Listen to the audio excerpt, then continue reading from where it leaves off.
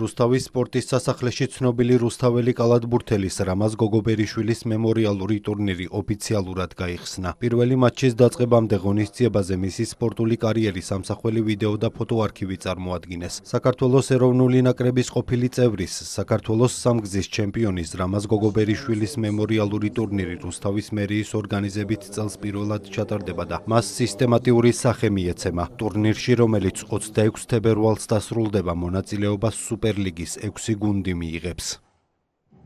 ძალიან მიჭირს არქივმა, მაგრამ თანამედროვეულად ძალიან ვამაყობ, რომ ამაზე შვილი ვარ.